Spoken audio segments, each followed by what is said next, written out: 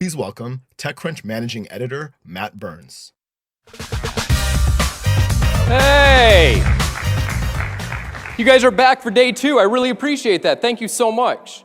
Yesterday, we saw some amazing companies. We saw a company turning excess heat into batteries. We saw a company that's using AI to develop teacher lesson plans. We saw so many different things. 10 companies, so not that many. Today, you're going to see 10 more companies, and these companies are going to compete for the same $100,000 check from TechCrunch. Let's go over the judging criteria one more time. These companies are going to, or the judges are looking at the companies and evaluating them based on the potential for social or financial impact. We don't care if the company's not going to make a lot of money, as long as they're changing the world, that's what we're looking for. So let's get going. The companies are going to have 6 minutes to present, followed by 6 minutes of a Q&A from the judges. I'm going to bring out the judges right now. I'm going to read their bios, and then we're going to start the competition. Come on out, judges. Okay. These are some impressive people.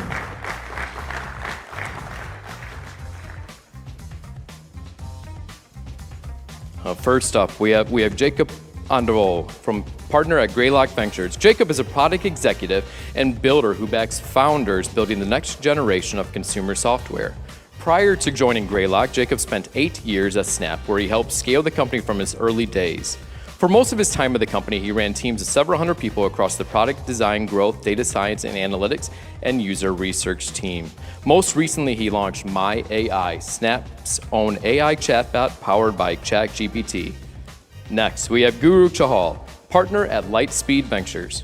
Guru is a visionary investor with a passion for revolutionizing digital landscapes. Since 2012, he has been an instrumental force in Lightspeed, spearheading early investments in groundbreaking companies.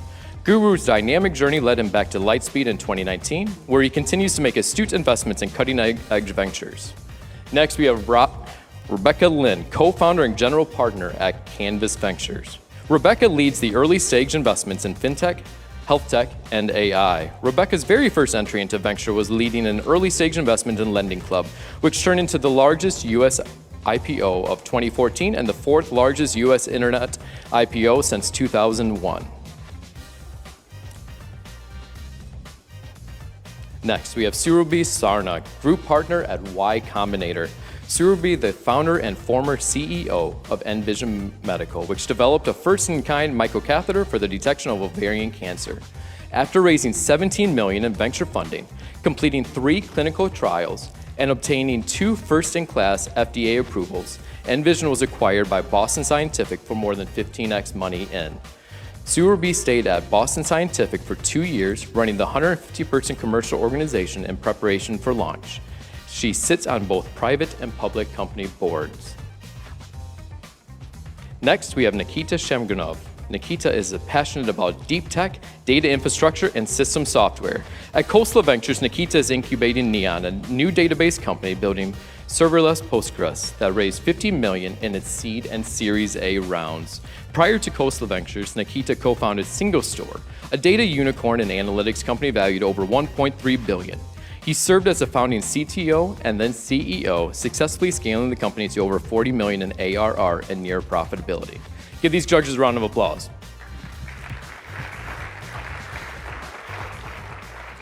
Now, before we bring out the first company, I need a favor from all of you. The energy is so important in here. These companies have worked very hard over the last 4 months. They've been trained by TechCrunch editorial, given mentoring from venture capitalists as well. They know their pitches inside and out, but they need your help bringing the energy. So we're gonna bring out the first company, give them a very loud round of applause, and let's get going. So, hold that pause 1 second, I'm gonna read something, then it's your turn. From London, England, we have Untapped Health. Presenting from Untapped Health is Dr. Claire Trant and Dr. Jay Bullen. Round of applause.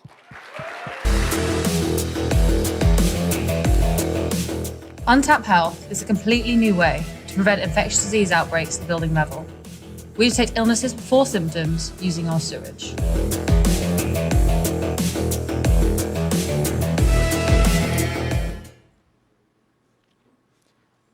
Let me tell you a story. It's a story of humans' fight against disease and death. In the 1700s, next slide, please. In the 1700s, we had yellow fever and bubonic plague. Next slide, sorry. Then cholera, plagues, and the flu. Next click. Spanish flu, typhus, HIV/AIDS, polio. SARS, MERS, Ebola, swine flu, COVID-19, Mpox. COVID-19 was not a one-off. Since 2000, 30 million people have died from communicable disease. And every year, the chance of another pandemic is only increasing due to globalization and climate change. There has to be a better way of detecting illnesses. At the moment, it takes weeks to detect illnesses because many people don't even show symptoms. This means that illnesses are moving silently amongst us, disrupting our businesses and our lives. At the moment, we aren't detecting illnesses at all before symptoms. We are then doing it manually by doing PCR tests. There has to be a better way. That's what we're doing at Untap Health, providing a better way without testing whole communities. Next slide. Sewage surveillance has been used for 80 years. It's an incredible tool. You measure a whole community with a single test. Even better, you can detect illnesses right from the beginning of infection, if they're symptomatic, asymptomatic, or pre-symptomatic.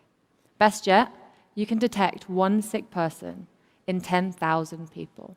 Next slide. But at the moment, it's manual. A person has to take a sample from the sewer, drive it to the lab, then analyze it and send the data back. This means the data can take up to a week and cost up to $1,000. It's too expensive. And it means when an organization like the CDC gets their data, it's already too late and outbreaks already happened. This means the technology has been limited to governments at times of only desperate need. There has to be a better way. Untap Health is providing plug-and-play, automated, end-to-end hardware and software solution that can be installed into any and every building. Our product can detect up to 12 pathogens. But how does the hardware actually work? Unfortunately, it's currently stuck in customs, so we can't show it here today, but we have a video instead. Our hardware is a multi-stage technology automating the gold standard lab workflow for sewage surveillance. It has multiple patents pending. It consists of 3 stages. The first stage is sewage filtration. What usually happens in sewage filtration is you reject the dirty sample and you keep the clean. We're doing the exact opposite. We're keeping the dirtiest sample. We filter hundreds of liters of water each and every day, meaning we're casting a massive fishing net. We're detecting more illnesses than ever before from sewage, and we've got higher detection limits. The system then uses the clean water to self-filter so it can be done for the next sample again. The second stage is RNA extraction. This is a clever mechatronics approach which provides a purification and washing step of that sewage sample. This is again cleaned for the next stage, which is PCR analysis. This quantitative PCR analysis completely turns on its head current PCR. At the moment, what we do is we test lots of individuals in batches. We do a continuous time series collective PCR testing system. This data is sent directly to customers that day. This means that data can go directly to organizations that need it most. Care homes, offices, factories, and so much more. Move to data dashboard. Move to dashboard demo. Yeah, there we go. This is the dashboard that customers see. This is actually from a customer site. You can see that here they've got low norovirus, influenza, and RSV levels. But their COVID-19 is an increased risk. They can then click through onto their COVID-19 page and see personalized insights which provide them with their risk levels and ways to prevent outbreak happening. This means that workplaces can find out when they're at increased risk of COVID-19 or flu pandemics, like we've seen every year in workplaces. This means they can reassure workers back into the workplace when their risk is low. For norovirus, you can detect symptoms illnesses 2 days before symptoms. This causes death every year in nursing homes across the world. These can be prevented. Back to presentation. As we speak, we're detecting COVID-19 in workplaces and norovirus in nursing homes. This step change in technology means it can be a preventative healthcare solution for so much more. Talking about chickenpox on cruise ships, strep A in schools, and even antimicrobial resistance, bacterial infection. And actually, sewage has even been proven to detect early some cancers and stress. Next slide. Next slide. In 2019, gastrointestinal infections and respiratory illnesses cost the UK and US economies $45 billion. That was before COVID-19. Our UK market size is $2 billion, and as we scale to the US, it's $26 billion. But the true value here is in the data. Collect enough sites across a city, a country, the world.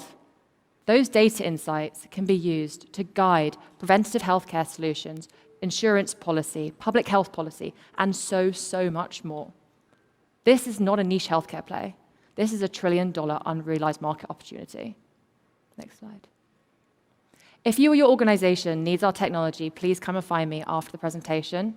We are Untap Health, and together we're safer with crap data.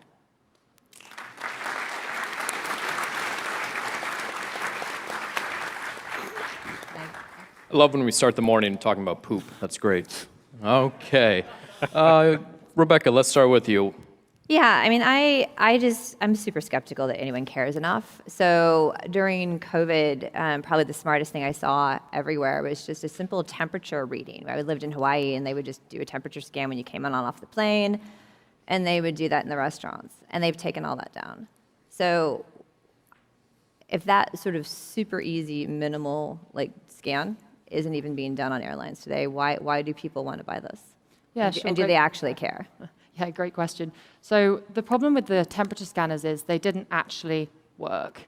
So we saw that people coming in were hot from vans, and they were just a bit too warm, went outside for 10 minutes, came back in, the temperature scanner worked. The technology didn't actually have any real use, sadly.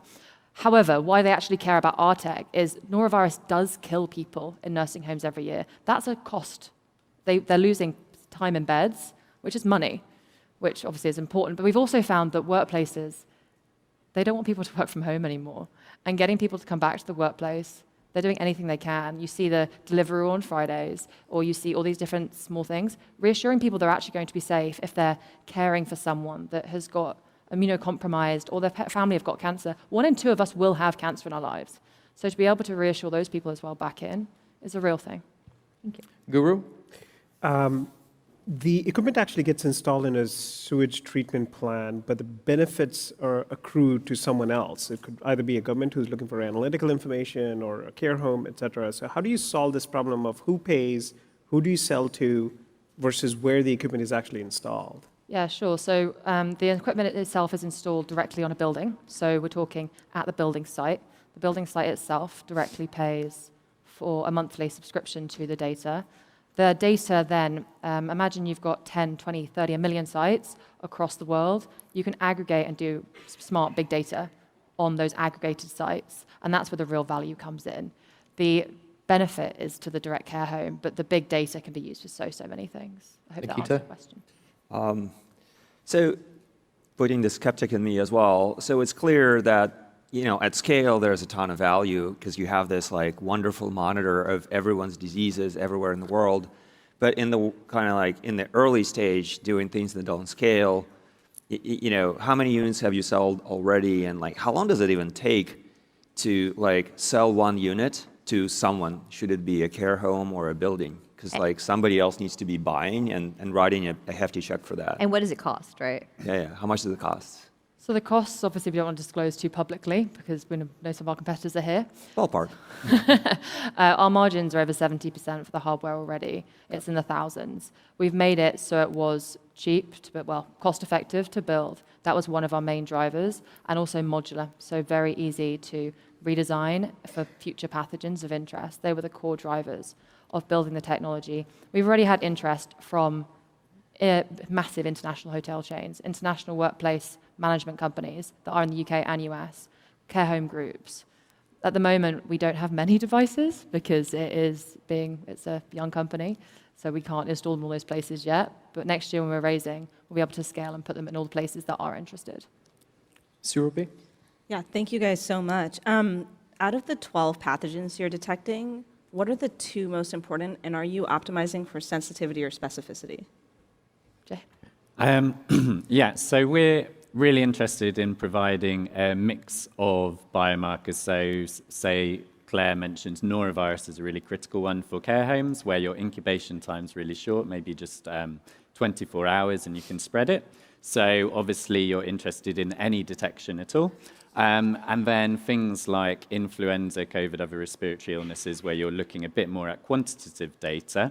What we're finding with our technology is we're achieving similar comparable sensitivities and detection limits as manual, currently available commercial manual on-site testing methods, because we use the same reagents, the same assays, and our contribution, our development, is the mechanical process automation to achieve that without, hands in gloves. I'm sure We'll go to Jacob real quick, and then Rebecca has one more. Can I just? Yeah, please. So I'm sure this is a solvable problem. I'm a little bit concerned that the actionable things that you mentioned you could do with the data, like having people return to work, then you want to optimize for specificity. But if you want to make sure everyone's safe at sensitivity, so how do you do that with a single diagnostic test? If you're saying we want people to come back as quickly as possible, then you don't want your test to be too sensitive, right? Okay. Yeah, so our analytical, our downstream analysis is qPCR analysis. So obviously we get a CT number which converts into gene copies per milliliter, and we categorize it in bins. So, to say, okay, well, we had a trace, an environmental trace, probably not an active carrier on site. And then moving up, you go through all orders of magnitude, and then you go to the next bin where you say, okay, someone is actively contributing this biomarker to my catchment. As a quick follow-on, very interestingly, our customers don't really care if it's COVID, RSV, or flu. They care it's a respiratory virus because the actions are the same, which has been absolutely fascinating. Actually, detecting COVID isn't necessarily a good thing because of the fear. If you say you're increased risk of respiratory virus, it's more actionable. Yeah, I mean, I'm still super skeptical. My school knew that strep and mono was going on, and they just tell kids to wash their hands more, right? So I'm still super skeptical. Sorry. Just quickly, what's the process for onboarding new pathogens? Obviously, you guys have 12 today. Is it a physical process? Do you have to go to each of these units, or are you able to digitally? What is that kind of Quickly, please. Yeah, so the devices require servicing to replace chemicals. So, for instance, PCR master mix chemicals. The hardware stays the same, and the reagents, the selective parts, primers, probes, they get replaced in the servicing model. Well, thank you very much. Give them a round of applause. Okay. Thank you. I love the tough questions. Thank you so much. Appreciate it. Okay, next one. From Mexico City, Mexico, we have LA Systems. Presenting for the company is Alex Sandoval. Give him a round of applause and bring him on out.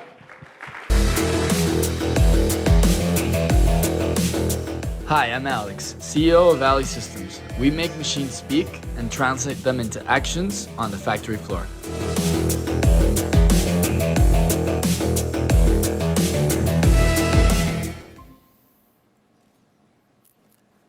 Slide, please. Manufacturing systems are broken. Strained supply chains, inefficiencies, and downtime. We've thrown robots and automation at the problem, but downtime is still costing industrial players over 11% of their yearly turnover. This is a $1.5 trillion sinkhole. It's urgent that we fix the foundation of the real-world economy now. The time is now because supply chains are rapidly changing. Nearshoring is becoming the strategic pivot, moving manufacturing closer to its consumer. We learned the hard way that the world cannot stop running because of its dependency on one country. A war cannot put our food supply chains at risk. It's imperative that we move manufacturing into new markets, into a more stable order of supply chains. Even as Mexico and Latin America face tailwinds, the supply to meet demand is going to be an uphill battle. Take Monterrey, one of the states where we have an office. This state alone produces $28 billion in contribution to Mexico's GDP. Next year, they have announced that they will host a Tesla Gigafactory, Foxconn, and Tata. So how are they going to keep up with this demand? We're talking about an $800 billion tsunami of production demand that is coming their way. And they need to get ready now. This is why we've built Alley. Alley is a CapEx-light infrastructure to turn legacy operations into intelligent factories. One that keeps learning with every action. We started with this device right here. We call it Alley's Gateway. It has built-in code that supports the most widely used connectivity protocols, allowing us to connect to over 90% of industrial machinery categories, sensors, and PLCs. Back to presentation. This is allowing us to connect to the factory and pull in data from processes, from machines, and from machine health. We're collecting over 200,000 data points per line, per facility. This is an untapped data goldmine until now. With built-in ERP integration and maintenance data, this device becomes Alley's central source of truth. This is how we're installing it on the client side, and it's pulling in data points from cost, maintenance, machine health, productivity, and building the brain of the factory. This is what enables our software. Move to demo. One of our cement clients loses $500,000 every hour their oven is not in production mode. We're tracking every single one of their machines. Machine learning models detect when there's irregular activity or machine failure. But here's what makes us different to any other manufacturing software out there. We're not a monitoring solution. We're an intelligent being. We tell factories what's the probable cause and what's the recommended course of action. Years and years of factory know-how now live on in a system that makes predictions and makes recommendations. In our efficiency module, we're tracking productivity, quality, costs, and availability. If you have a mixture that the density is not hitting in target, we'll let you know. Is there a product wastage in one of the stations? We'll tell you why, where it is, and what to do about it. The beauty of our model is every single action improves our model's algorithms, creating network effects that ultimately benefit every single customer on our platform. But we thought really hard, how, in an industry where every single second counts, how can we make decisions even faster and simpler?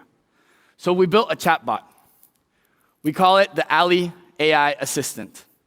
But this assistant is trained with all of your productivity data. So we can ask it anything about your operation. Ernie, let's ask it to please graph operational efficiency by station and date in the last month. We've asked Alley things like, please tell me the root cause of all my downtime, to make comparisons. And it's built in with generative BI, so it gives you visualizations. And these are problems that would have taken 2 weeks to solve, weeks of data crunching, a squad of engineers, and now you can solve it in a second. There you go. So back to presentation. Let's imagine a world with Alley-enabled factories, running AI-powered operations to make factories respond quickly to market demands, making manufacturing more efficient and more sustainable. We're very excited to say that in 12 months, we have achieved 7 figures of revenue, averaging productivity increase of 15%. Over $400 million are trained and monitored through Alley. So if you believe in our mission of stabilizing supply chains in a world of more efficient manufacturing, come join us, and let's build smart operations together. Thank you.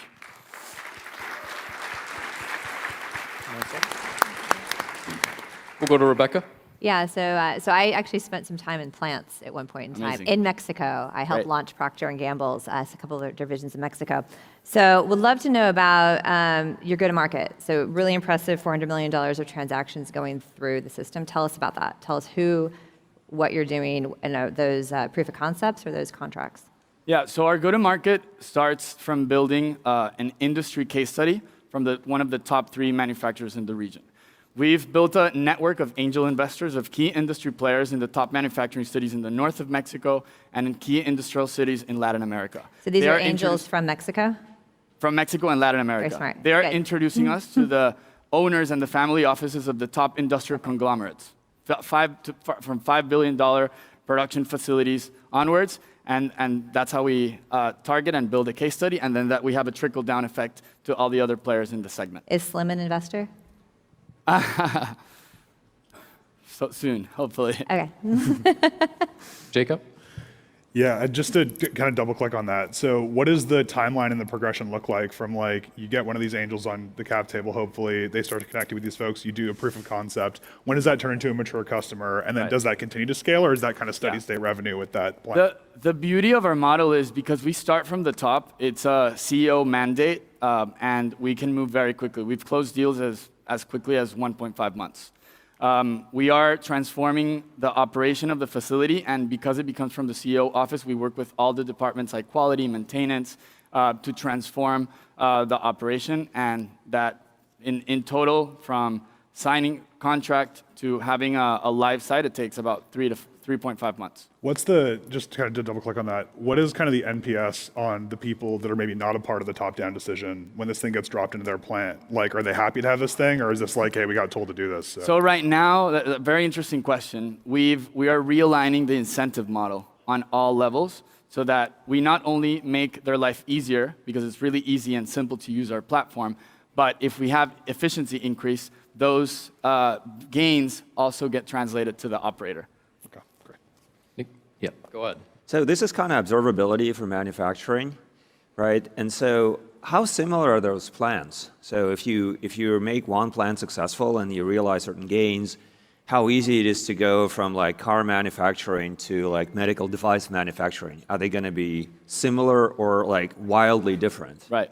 I think our models are really effective at a segment level. So steel manufacturing is a big segment for us, food and beverage, and we find about 80% of similarities between the types of machineries and processes that are being used.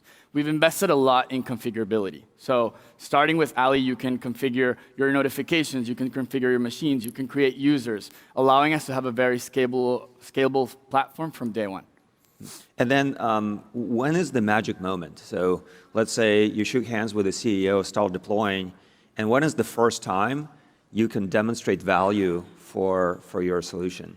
We've had a lot of aha moments. I think the first one is when they start seeing patterns. Like, all of this data lives in silos. They have a silo for maintenance, a silo for efficiency, and they've never had a connected source of data that's finding patterns and correlations between the data. So when you tell them, hey, one of these processes and this component is costing you 5% of your operational efficiency, and you can get that through Ali's assistant, that's an aha moment for a supervisor and for an owner.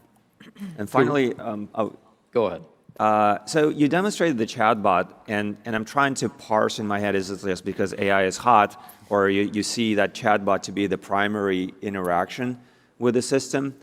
The concern I have is like models tend to hallucinate, and so when you ask questions in plain English, how do you ensure that the reports are accurate? Because like there's a machinery on the back end that interfaces with the data warehouse and whatnot.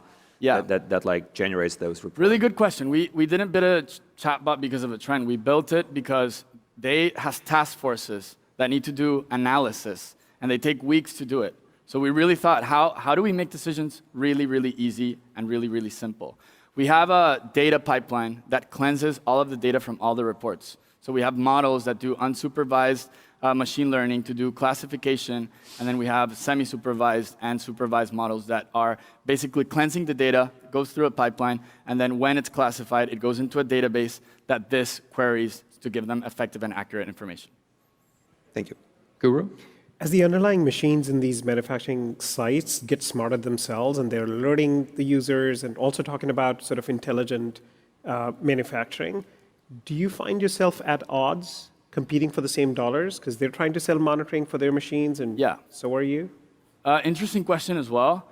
We found that automation does not equal digitalization. So you can have a very, very smart Siemens machines from 2023, but that machine will have a screen and it's monitoring everything, but it's completely disconnected from everything else.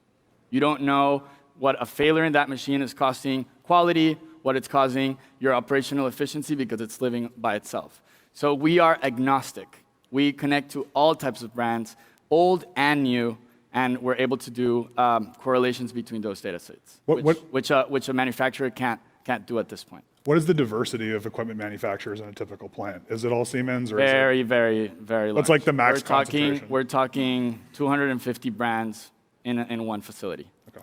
All right. So they would have to purchase 250 softwares from 250 brands. Right. We're out of time here. Thank you so much. Give Alex a round of applause. Thank you so much. Thank you.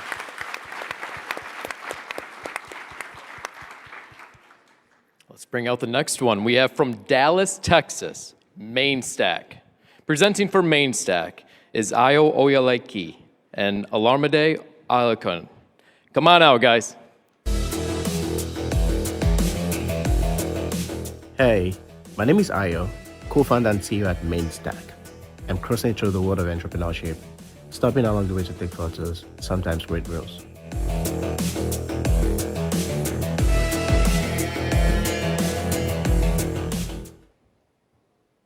Hi there. My name is Ayo Oyaleke, and I'm the co-founder and CEO at Mainstack. Let me tell you a story. This is Sandra. Sandra is a weight loss professional. She's based in Brazil. She has clients in London, in New York, in Chennai, in India, including Nigeria and Africa. But after working tirelessly on this weight loss plans for our international clients, comes the difficulty of getting paid. Platforms like Stripe, PayPal, Payoneer are all building cross-border payments that are territorial and not tailored to these needs. Even platforms like Kajabi and Samcat can only do so much because they are all also built on existing traditional platforms and they cost a ton. In today's global commerce, international payments are a necessity for many entrepreneurs and creators like Sandra to reach their full potential. However, the process of integrating with multiple payment APIs in different countries is incredibly complex. It is time-consuming and leads to higher transaction fees. Even worse, these entrepreneurs and creators often need a high degree of technical expertise to navigate this process effectively. And this alone creates a significant barrier to entry to over 195 million digital entrepreneurs globally. So just like Sandra, so many other digital entrepreneurs and creators face these issues every day. And it's only going to get worse as globalization sets in, which is why we have created Mainstack.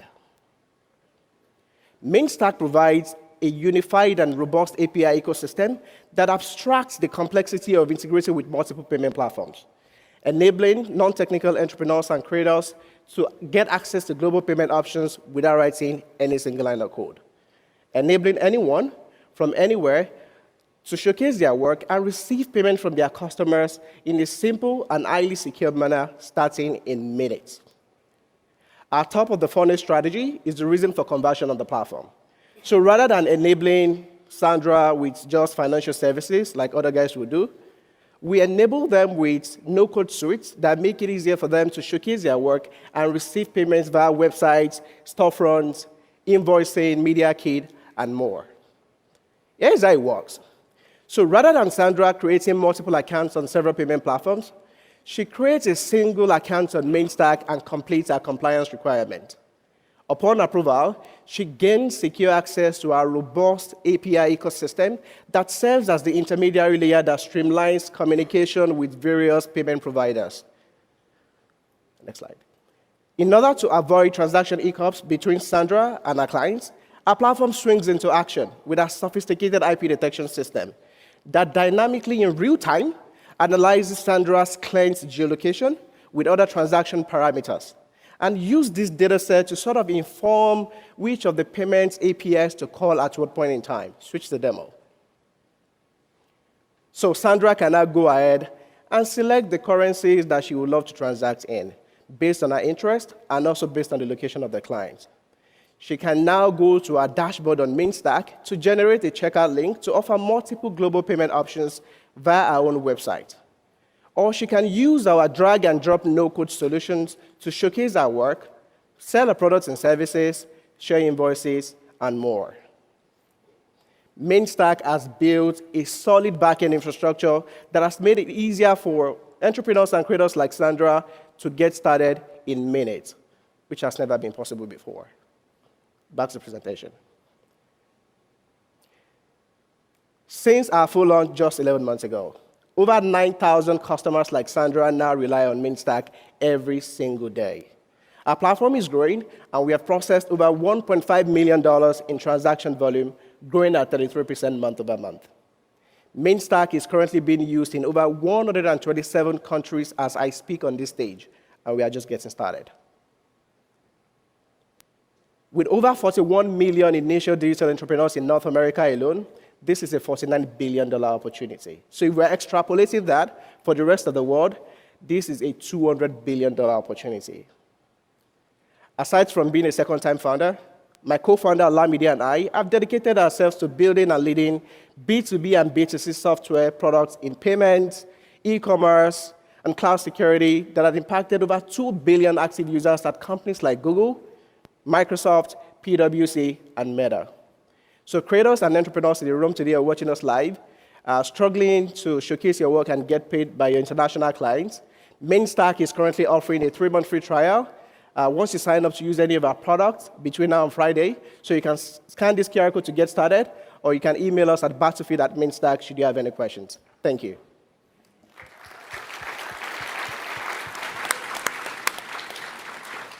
Great job, Ayo. Guru, let's start with you. It's interesting, your business is predicated on winning over creators. And yet, on the underlying side, most of what you spoke about was global payments. Seems like first you need to win with the best creator overall app. Isn't that where most of the focus should be? I came away a little bit confused. We were talking about global payments, but you're selling directly to creators, not to people who are creating apps for creators. And so I'd love to understand how you're solving the tension in the system. All right, so when we take a look at the persona of a creator today, you can see it in the US and you have 10 followers on Instagram. One of them can be based in Brazil, another can be based in Mexico, Singapore, or Rwanda. So from day one, you're already global. So when you're offering your services to your clients, you are not mostly dealing with local payments, it's international. So our platform has built a robust infrastructure that made it easier for them not to only showcase their work, but also sell to all of those clients that are based in different regions apart from their local market. It just feels like almost any creator app that is also trying to win over that creator would have solved this as well, right? You almost by definition have to. No. So all of the platforms out there today are all built on existing and traditional payment platforms. So not to mention any name, you would have to integrate with probably like Stripe to be able to take payment. Stripe is not available in 190 or 180 countries in the world. So there are some countries where if your clients are based there, for example, in Nigeria and Africa, you are not able to receive payments in PayPal. And it's the same thing for other markets as well.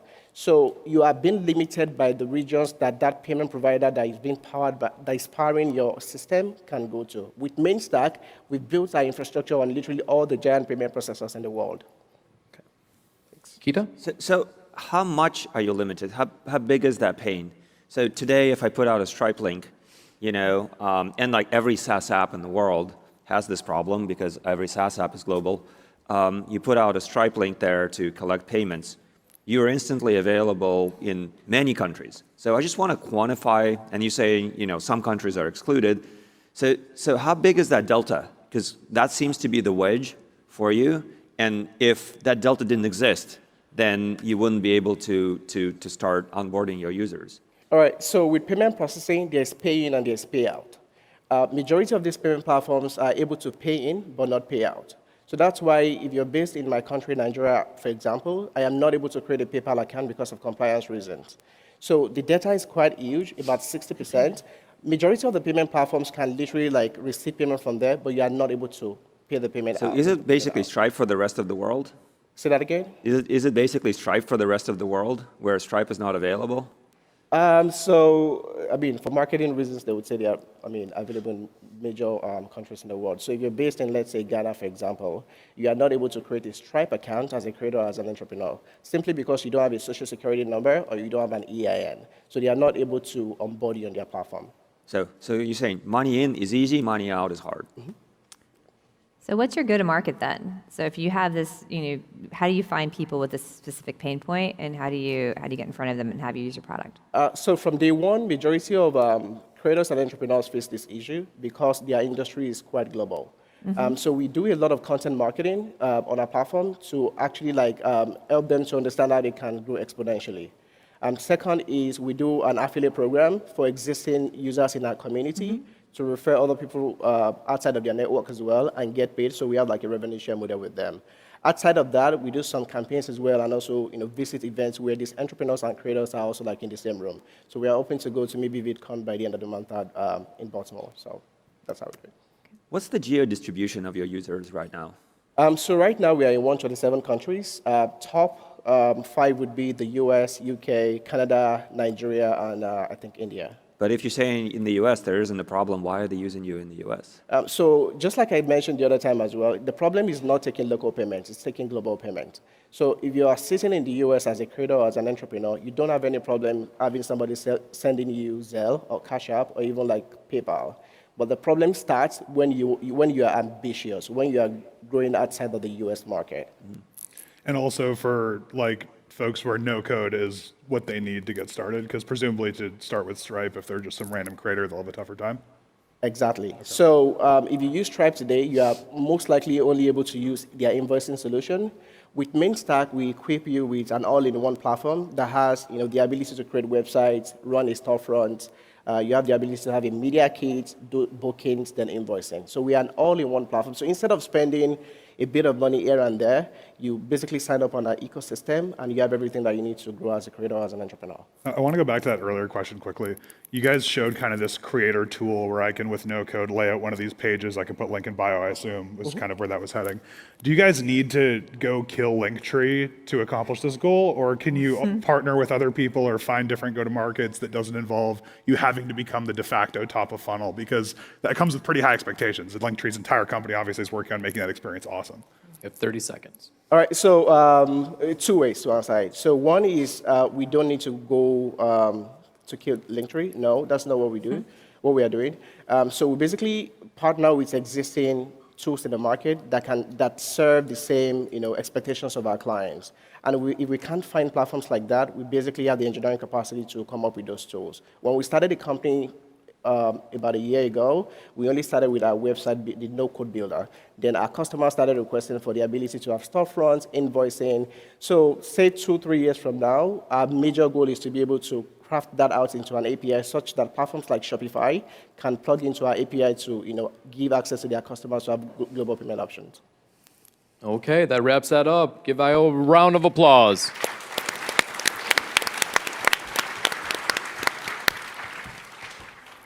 We have 2 left in this round, and then we'll be back this afternoon as well with 5 new companies. So next up, from Los Angeles, California, we have Parallel Health.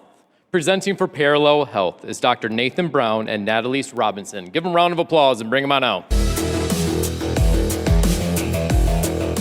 My name is Natalice Kalea Robinson, and I'm the co-founder and CEO of Parallel Health. In the world of precision health, I don't follow trends, I set them.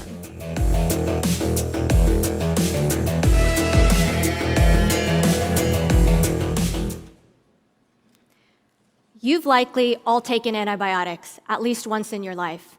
Strep throat, stomach infections, skin issues.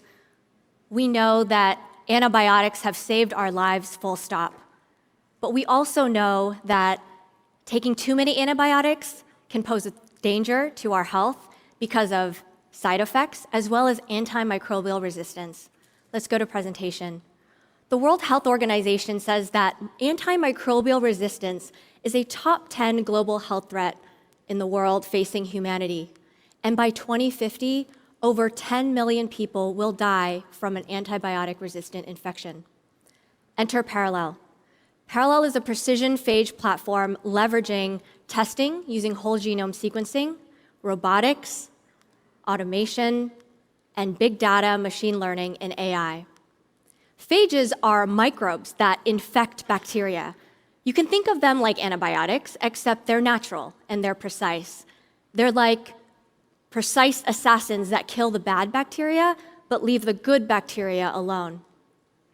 Phages were discovered in the early 1900s, and scientists and doctors at that time used them to treat illnesses like cholera and dysentery, but they didn't have the sequencing tools to produce them efficiently. And then in the 1920s, we, the Western world, found antibiotics, and they worked. They killed everything. And we also realized they were cheap to produce, so we left phage therapy behind. But with the rise of antimicrobial resistance, scientists like those at Parallel have used phage therapy to save lives under the FDA's emergency use authorization. Today, Parallel has created a platform that is applicable to many areas of human health. We're starting in skin. Why? Dermatologists are actually the #1 prescribers of antibiotics across healthcare. I met my co-founder, Dr. Nathan Brown, at a skincare startup where we both worked, and we brought to market the first ever phage-based serum targeting C. acnes bacteria. And here's what we learned. When we brought it to market, it worked incredibly well for a certain cohort of people. We were able to get people off of Accutane and antibiotics, and yet in another cohort, it didn't hurt them, it just didn't do anything. And so to understand this discrepancy, we sequenced their skin microbiome, and we learned that in this first cohort, they had an overgrowth of C. acnes, which totally made sense because our serum targeted C. acnes. And in the other cohort, these people had an overgrowth of other types of bacteria, Asorius, Pseudomonas, sometimes it was fungi or mites. And what we recognized was that if we were going to bring a precision serum or solution to market, we better have a test, and we were going to need a ton of data. So we joined the Illumina Accelerator, where we amassed the largest database on the skin microbiome to date using whole genome sequencing. Today, we're introducing our Skin Microbiome Discovery Kit and custom phage serums. I'd like to pan to the kiosk where Katie will show us how this works. This is our Skin Microbiome Discovery Kit, and unlike others that use only one swab, we have 4 swabs in the kit. It turns out your forehead microbiome might be very well different than your chin microbiome. We also include a control that allows us to control for microbes in the room. Now, once Katie finishes swabbing, she's going to send those swabs back to our lab. Now, let's go to the Zoom live feed. Now, we use robotics and automation to prep the sample, and then we sequence. Unlike others that use 16S technology, we use a more advanced technology called whole genome sequencing. And in addition to bacteria, we can also see viruses and fungi, even mites. We then use a proprietary, unique algorithm to categorize your skin microbiome, and we also use a spike to be quantitative. Our test is so thorough that we can even see when you have antibiotic resistance genes in your bacteria, as well as viruses that have been associated with non-melanoma skin cancer. Now, we can't report on those results just yet, but here's what we can tell you. Let's go to demo. Here's our Katie's results. We can see her skin microbiome type, her skin age, hydration levels, diversity score, an outline of good and bad bacteria, as well as recommendations on food ingredients, skincare ingredients, as well as her phage serum that's right for her. Let's go back to presentation. Parallel has defined 8 different skin microbiome types and formulated 8 different formulations. We produce phages by leveraging our biobanks of over 10,000 bacterial, phage, and fungal strains. We use a rapid discovery process as well as high throughput screening to select the phages that are appropriate. Let's go back to the live feed on Zoom. We use bioreactors to produce and scale phages at extremely high titer, and that's really important to reach and maintain efficacy. Let's go back to presentation. Parallel has a waitlist of over 6,000 people, 5 patents pending, and an LOI from a Fortune 500 company to develop novel ingredients. When scaled beyond skin to other areas of human health and therapeutics, Parallel projects revenue potential of over $5 billion by 2030. On Parallel's leadership team, our team features world-class experts across science, medicine, big data, AI, engineering, and business. So sorry, but we're out of time. Oh, I'm sorry. It's okay. Thank you so much. Give her a round of applause.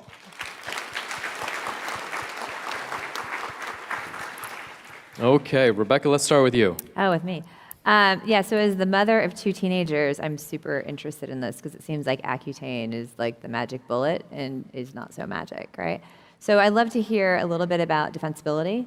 I heard about the 5 patents. I'm not sure what those cover, but how defensible is this technology if it's been around since pre-antibiotic, right?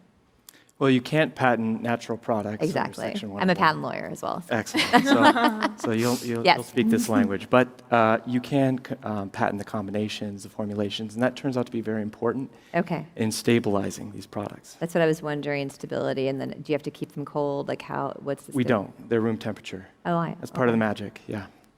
Very good. I And need this. cost, like what does this cost, right? To the consumer? To the or- consumer.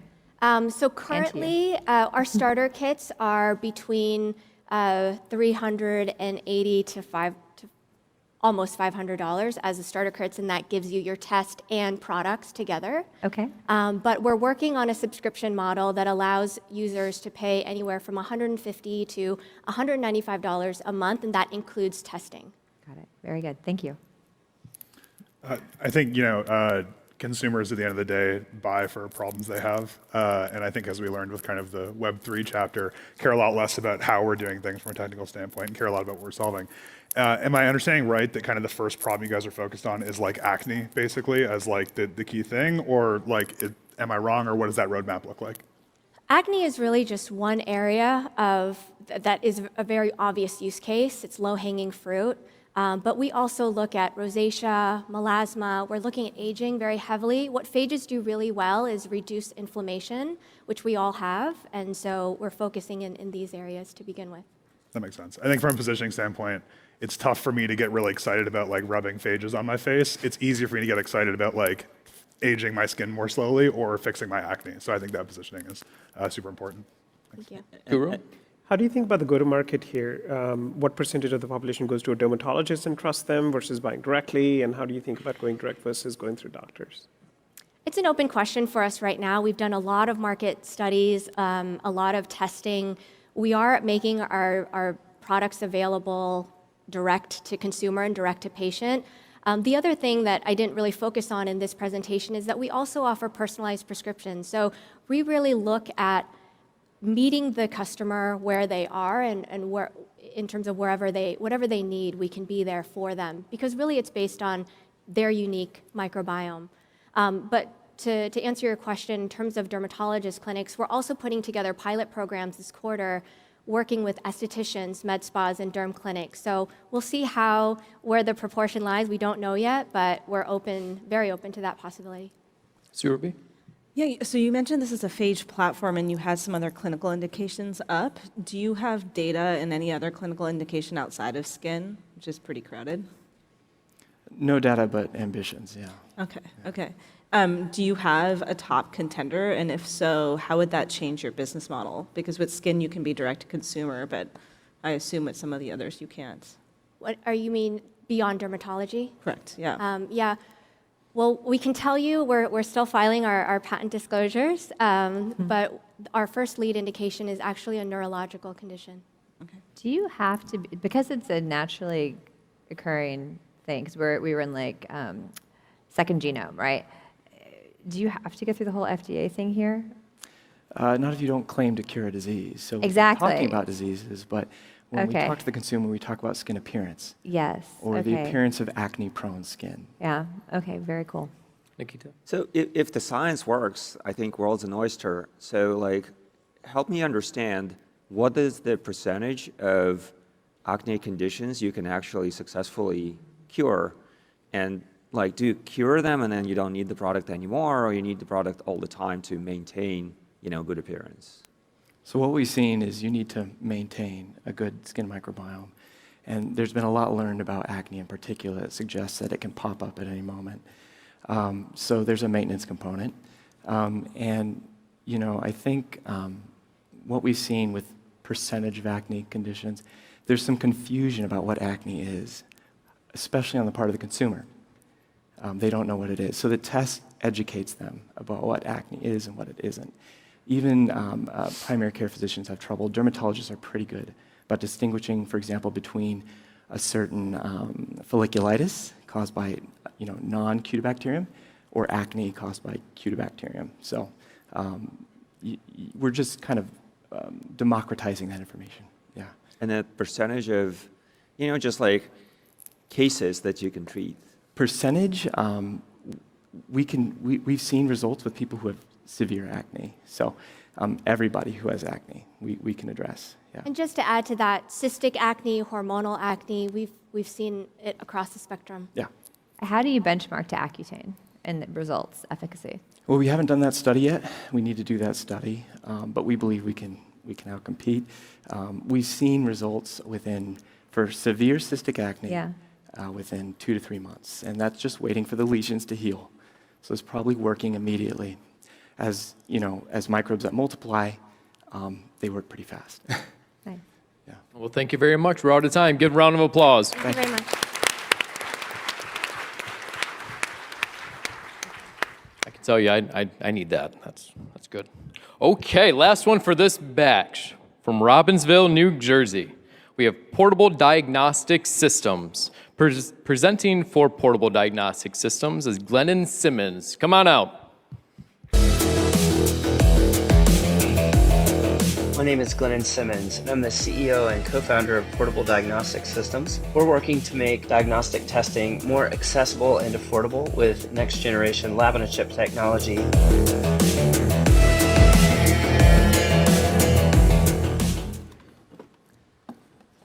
Everyone knows that the US has a drug problem. Next slide. Every 25 minutes, a baby is born in opioid withdrawal.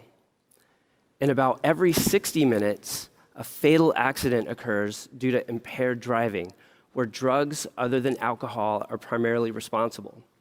And 1 in 6 death investigations is a suspected overdose. There are so many of these things happening that they can't all be investigated. At Portable Diagnostic Systems, we are bringing laboratory quality toxicology testing to the point of need. Next slide. This is the Integrity One analysis system. For clinicians and investigators, it is a toxicology lab in a box. This compact, portable, battery-powered instrument works with an innovative lab-on-a-chip device that can make up to 100 simultaneous measurements from a single drop of saliva. This is possible using our novel recirculation technique that allows us to get more information out of that tiny volume of fluid. Let me show you how it works. Cut to demo. My co-founder Nico here has just ingested one of the most dangerous and addictive substances known to man. Don't worry, it's not fentanyl. We're talking about the caffeine in his coffee. Let's see if we can detect it in his saliva. Nico is going to collect some of his saliva and dropper it into our microfluidic cartridge. At that point, he's going to move back to presentation. Next slide. The cartridge is loaded into the front of the instrument, and a test is initiated on the touchscreen. The assay processes automatically using our recirculating flow technique, and the results pop up on screen in less than 5 minutes. Next slide. This platform technology has numerous market potential in the diagnostic testing market, which is valued at over $110 billion globally. Except the pathway to get a regulated diagnostic test to market is very long. It can take more than 10 years, and it can cost more than $20 million. Next slide. So we first launched in the forensic toxicology market, which has immediate need, high growth potential, and has minimal regulatory burden. The FDA has regulatory discretion and currently chooses not to regulate drug tests labeled for forensic use only. This allows us to get a product to market quickly while expanding to those regulated diagnostic testing markets over time. Next slide. Our first product is a roadside drug test for law enforcement. Our market competitors are primarily based on lateral flow immunochromatographic test strips. They can only test for a few drugs, and they require a high sample volume, which is difficult to collect in the field. Drugs like opioids and cannabis, they cause dry mouth, and so often you can't collect the sample volume you need to run the test. With our microfluidics-based approach, we can always get the right amount of sample to run a test.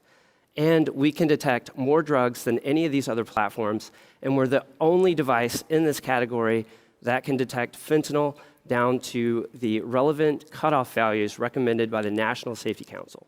Next slide. In our beachhead market opportunity, we are trying to reach 18,000 police departments in the United States, and that is a $300 million serviceable, obtainable market opportunity. This is our leapfrog point to get into other forensic toxicology markets, such as cause of death investigation and neonatal toxicology, where we have SBIR grant funding through the NIH and CDC. Next slide. So we have just completed our hardware MVP that you see in our demo, and we are supported by SOSV and HACS. We have 2 active pilot programs with law enforcement agencies, and we are currently looking for additional pilot partners. We currently have 15 prospect law enforcement pilots. Next slide. We are Portable Diagnostic Systems. Our team consists of industry experts with more than 30 years experience in in vitro diagnostic testing and hardware product development, with specific experience in microfluidics, immunoassay, mechatronics, AI, business development, and finance. Let's check back in with Nico and see how the sample is coming along. Move to demo. So on the left, you see our active test. It's still running. On the right, we ran a test before just to make sure that we would have an answer. But as you can see, Nico was positive for caffeine. At least he wasn't positive for one of the other drugs on our test menu. We're going to let that continue to chug while we do the Q&A, and we'll loop back. We move to presentation. Next slide. We are Portable Diagnostic Systems. Please join us in making forensic toxicology and diagnostic testing more accessible and affordable. Thank you.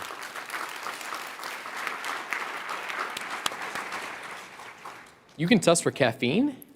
We developed that caffeine test in less than a week. Oh, wow. Don't test me. Specifically for this demo. Yeah, all right. We didn't want to test for fentanyl on stage. We thought that would be a bad idea. Okay. Let's start with Nikita. Just very quickly, how big is that market? Let's say, you sell to every police department in the country. Like, what was that going to be? Well, like I said, it's a $300 million serviceable, addressable market opportunity. In the US, it's probably closer to $1 billion globally. It's a big market, and there's more than just the roadside use case. There's, the parole and drug courts, and there's. And what share do you think you can get of that market? I think we can get quite a bit, but based on our value compared to Abbott and Draeger that are also in the space. I mean, they can only detect 6 to 8 drugs, and there's more than 30 that are of interest in fatal accident investigation. We want to provide a screening tool where you can test for that before somebody dies. And my understanding is if you pulled over for a DUI, they do something roadside, and then if they suspect for you to be under influence, they bring you to a hospital. So you only kind of competing for that roadside piece. Right. But what if that person that has to do a medical exam, this is a drug recognition expert, what if they have to come in from over 60 miles away and the patrol officer is not sure because the standard field sobriety tests, these were developed for alcohol and not drugs. We're providing an adjunct test to give them a non-subjective, data-driven approach to make decisions when it's drugs other than alcohol that's responsible for the impairment. Rebecca? So big believer in like eliminating traffic highway accidents. We did Luminar as a LiDAR company. Right. There are two things. One, it looked like there were a number of other portable competitors. Maybe they didn't do fentanyl down to whatever, right? But it looked like there were a number of other portable competitors. So I'd like to understand that. And two, why wouldn't you just do routine employee drug testing? Good question. So the other competitors are Abbott and Draeger. They're arguably two of the biggest diagnostic companies in the world. They use lateral flow, and we can detect many more drugs than they can with their lateral flow-based approach. And so the value is really clear. When we go to conferences, we have a massive interest from our law enforcement customers, and we think that we found the right formula to achieve product market fit. So it's because you have multiple tests, not because you have a lower detection limit for fentanyl. It's because we can detect myriad drugs and they want to use it as a screening tool. It's not an evidentiary test. And to screen for myriad drugs, you need to be able to test for myriad drugs. Is it faster? Is it cheaper? The sample collection is actually something that takes a long time. If you need to collect a milliliter of saliva and that person has dry mouth, it takes up to 10 minutes. It only takes a few seconds to collect 10 microliters, and that's all that's needed for our test. Okay, so faster, easier, cheaper? Yes, of course. Cheaper too. We're bringing our instrument to market at a competitive price point. We are dealing with a procurement-based sale, so we are going to be very competitive on price, and our consumables are what's driving. We have a razor blade business model. So the competitive is carrying a lot of weight there. It weighs 1 pound, 14 ounces. All right, let's go to Guru. And one of the other competing technologies weighs 9 pounds, by the way. So I just want to talk real quick about regulations. Do the competitors, have they gone through regulatory frameworks? And does that mean you do? So that's one. And even without regulation, I'm sure there's some level of, how do you win trust, right? If I'm a cop, I'm worried about, okay, I use this and then I get sued. How do I prove in court that this is legit? So it's an adjunct test. So we don't need regulatory approval. None of the tests employed in this space are FDA approved. So the competitors don't have regulatory approval. Right, and this is an adjunct test. It's used as supplementary information. Anytime you have a positive test, you're required to get a secondary confirmatory test with a lab-based method like LCMS. Got it. So that's what's evidential. And do you require the regulation to be there so the cop, once the cop sees that one of the tests is positive, you cannot refuse to go to the hospital? In that case, there's different laws in each state, but if someone refuses our test, in some states there's penalties for refusal, and regardless, that just means they're going to take them back for the drug recognition expert evaluation. They're going to have to go through the whole process. Who will your next customer be after police stations? We are looking at cause of death investigation, where we have an SBIR phase 1 right now through the NIH, and specifically with the NIDA. And then we're also looking at neonatal toxicology, where we have another grant through the New Jersey EDA. And then for the neonatal toxicology application, will you then need 510K approval, regulatory approval? For a forensic test, a test for legal purposes, no. For a clinical test, yes. What's the right way to think about why Abbott won't say, wow, these guys have figured out something pretty smart. We have all this distribution, and clearly we need to be testing for more things these days, so we need to get on this ASAP. I think that our prediction was that the drugs of abuse testing market would be unlocked when saliva is more accepted as a diagnostic medium. That is the big change that's happened in the industry in the last year or so. We've been innovating to capture that, and I think our giant competitors will be struggling to catch up. Well, why is that? Just so I understand. I'm not an expert in the space. Well, in my opinion, Abbott is a huge company, and this is a beachhead market for us. They've probably got bigger fish to fry. but we're going to be there with our tech ready to ride the wave as this becomes more mainstream.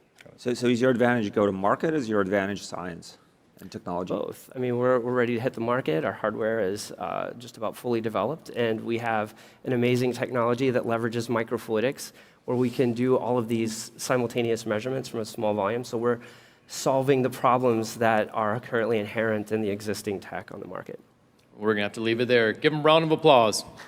Thank you. Thank you so much. Well, that concludes the third round of Startup Battlefield.